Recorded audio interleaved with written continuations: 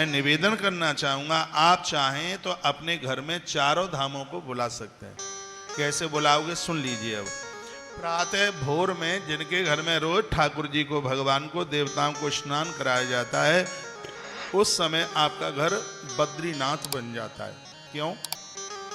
इसलिए क्योंकि संपूर्ण देवता बद्रीनाथ में स्नान करते हैं, और जब आप देवताओं को स्नान कराते हो उस समय आपका घर बन जाता है बद्रीनाथ।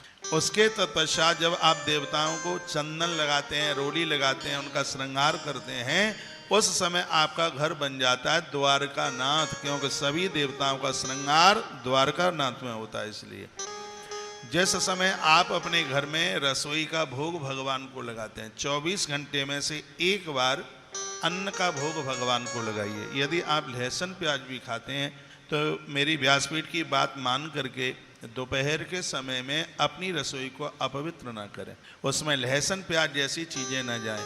माताओं, अपनी रसोई को धो करके और ऐसे पात्र जिसमें आपने परिवार के लहसुन प्याज के तड़के वड़के नहीं लगाए हैं, ठाकुर जी के बर्तन अलग कर लीजिए।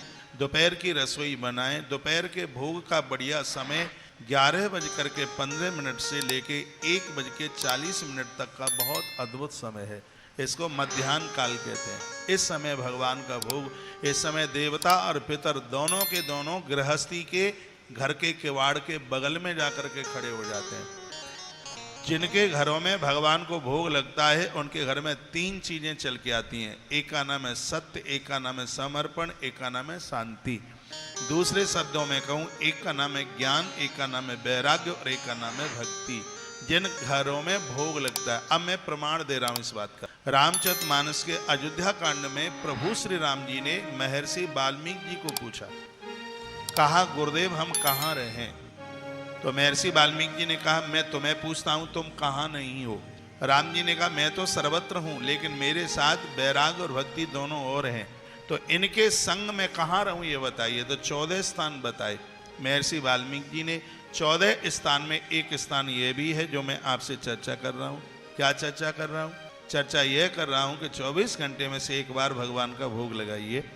तुम ही निवेदित, ये चौपाई याद कर लो, रामायण की चौपाई याद कर लो। कोई मंत्र नहीं आता भोग लगाने का।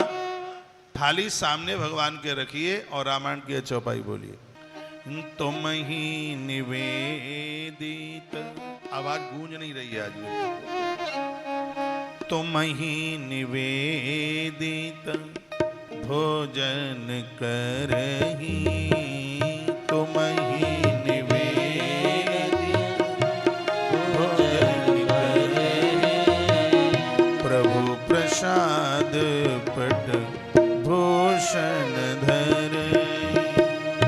तुम ही निवेदित भोजन करही, प्रभु प्रसाद पट भूषण धर। ये चौपाई सब लोग पानी की तरह याद कर लो, रामायण के अयोध्या कांड की। तुम ही निवेदित भोजन करही, प्रभु प्रसाद। थाली में तुलसी डालिए। एक बात का ध्यान रखिएगा, गणेश जी को तुलसी नहीं चढ़ती, बिल्कुल नहीं चढ़ती। घोर गरीबी का जन्म होता है, गणेश पुराण में लिखा है। लेकिन एक भी देवता ऐसा नहीं है जिसके भोग में तुलसी न डाली जाती हो।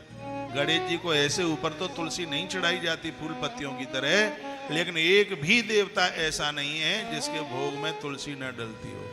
एक बात और सुने, आपके मंदिर में 25 भगवान है मान लिया जाए, तो 25 जगह भोग लगाने की जरूरत नहीं है, एक ही जगह भोग रख दीजिए।